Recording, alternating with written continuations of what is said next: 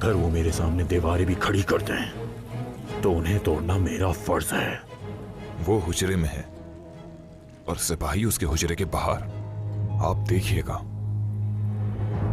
उसे कुछ हासिल नहीं होगा यहां से।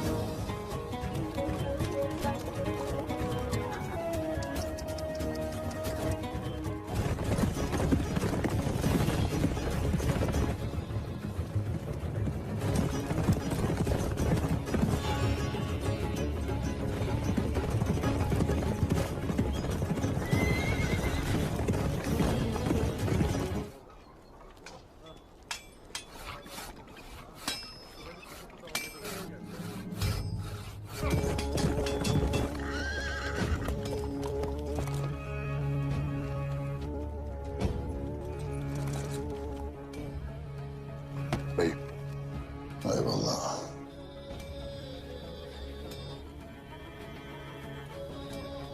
Osman Bey! Osman Bey!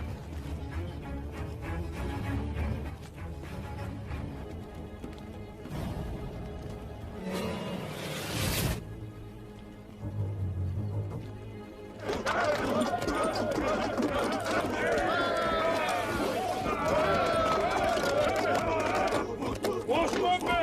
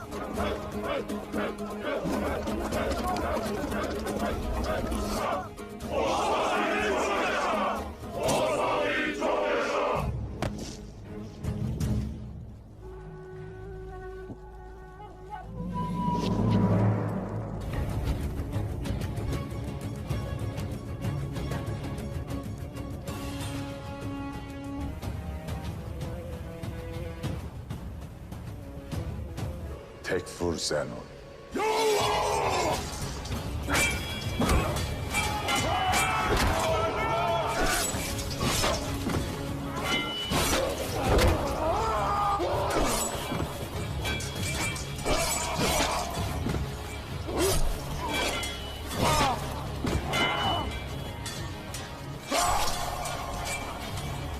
मोहतरम नाज़रीन, अस्सलाम वालेकुम। इस वीडियो में हम बात करेंगे कुड़लिच आसमान के वॉल्यूम 132 के पार्ट 5 के बारे में। एपिसोड के आगाज में हम देखते हैं कि यानी शहर में उस्मान साहब और उरहान तलवारबाजी की मशक कर रहे होते हैं। इस मशक में उस्मान साहब उरहान को हर तरह से आजमाते हैं। उरहान मज़ाहमत करने की बेहद कोशिश करता है, मगर उस्मान साहब के हमलों के आगे उसका बस नहीं चलता।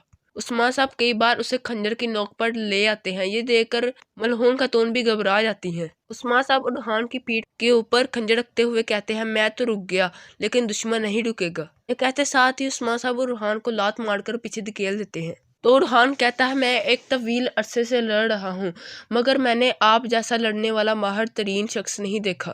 तो उस्मान साहब कहते हैं, दुश्मनों की तारीफ करना हथियार है तो कब्र नाकामी का बायस बनेगा। कहते साथ ही वो एक तलवार उड़हान की जानब उछाल देते हैं और उनके दौरान फिर से एक मशक शुरू हो जाती है। उड़हान के जबरदस्त वार रोकने पर उस्मान साहब उसकी तारीफ करते हैं और कहते हैं, ये तुमने अच्छा सीखा। फिर कहते हैं, ये मेरे ऊपर काम नहीं करेगा। फिर उनके दरमियान एक जबरदस्त मशक शुरू हो जाती है।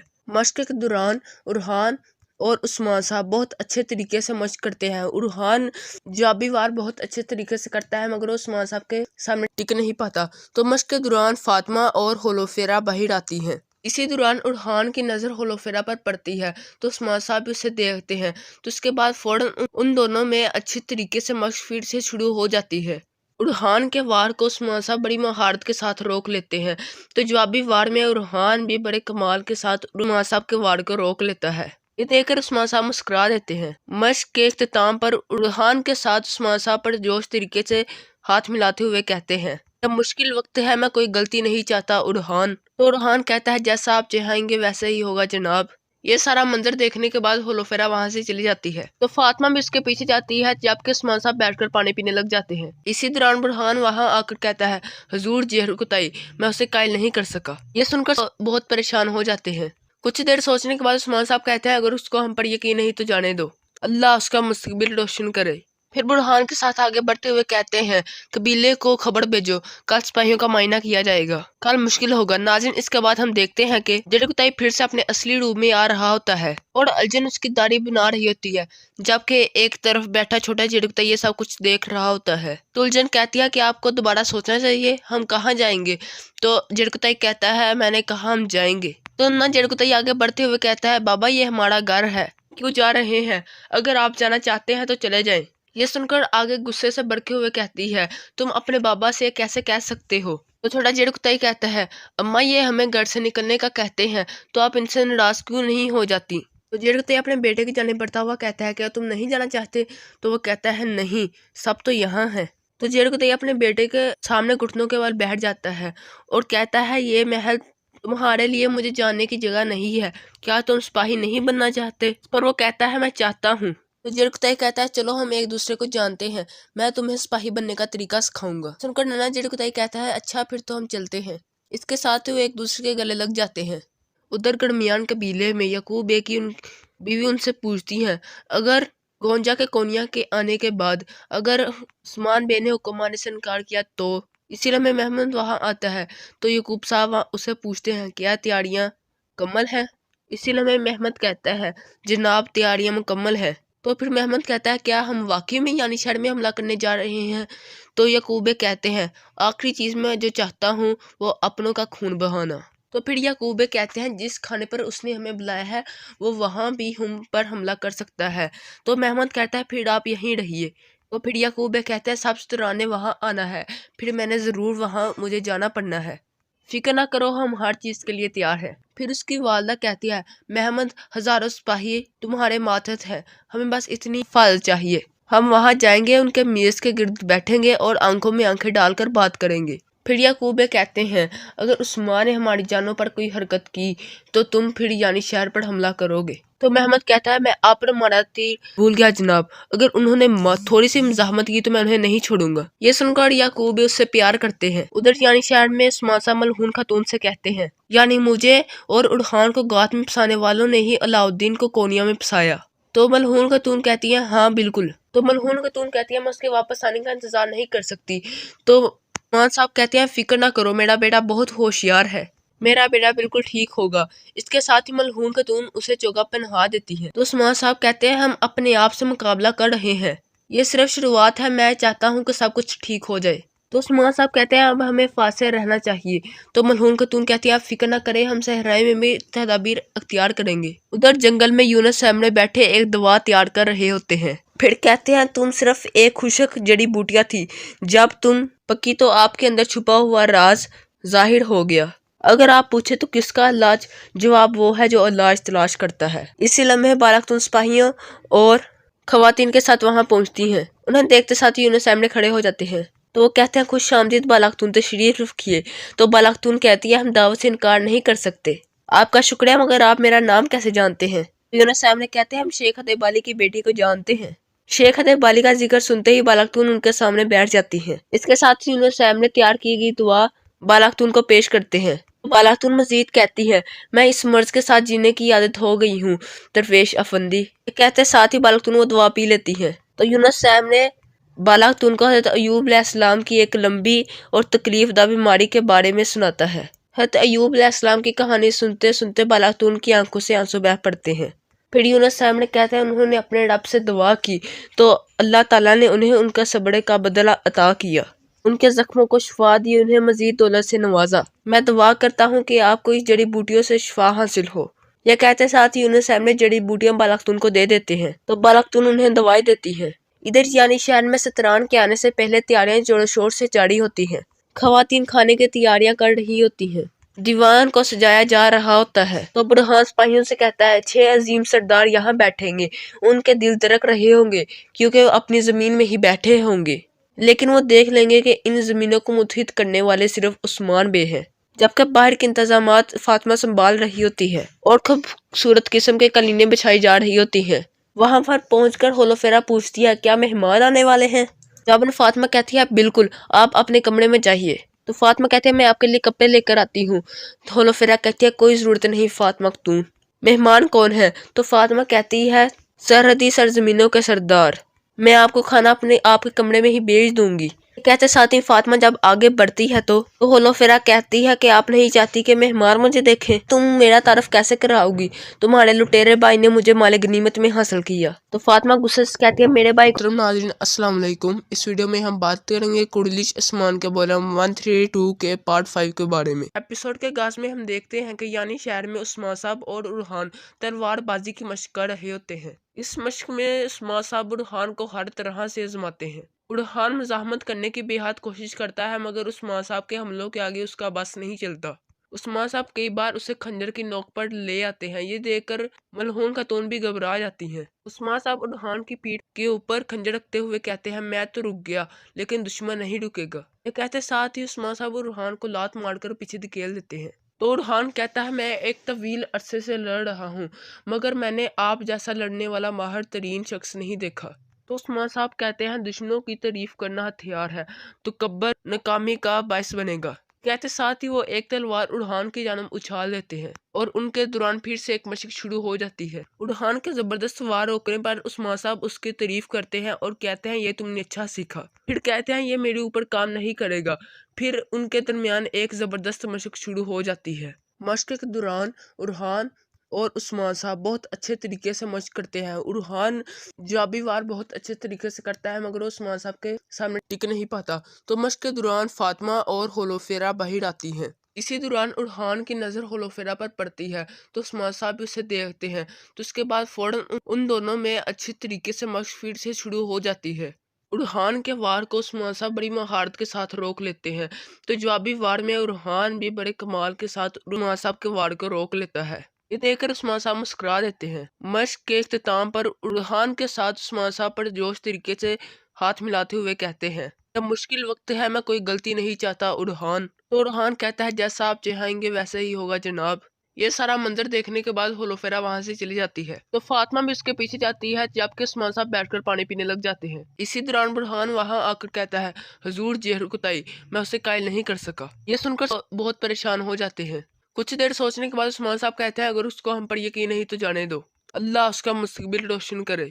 پھر برہان کے ساتھ آگے بڑھتے ہوئے کہتے ہیں قبیلے کو خبر بھیجو، کل سپاہیوں کا معائنہ کیا جائے گا، کل مشکل ہوگا۔ ناظرین اس کے بعد ہم دیکھتے ہیں کہ جڑکتائی پھر سے اپنے اصلی روپ میں آ رہا ہوتا ہے اور الجن اس کی داڑھی بنا رہی ہوتی ہے جبکہ ایک طرف بیٹھا چھوٹا جڑکتائی یہ سب کچھ دیکھ رہا ہوتا ہے۔ تو الجن کہتی ہے کہ آپ کو دوبارہ سوچنا چاہیے، ہم کہاں جائیں گے؟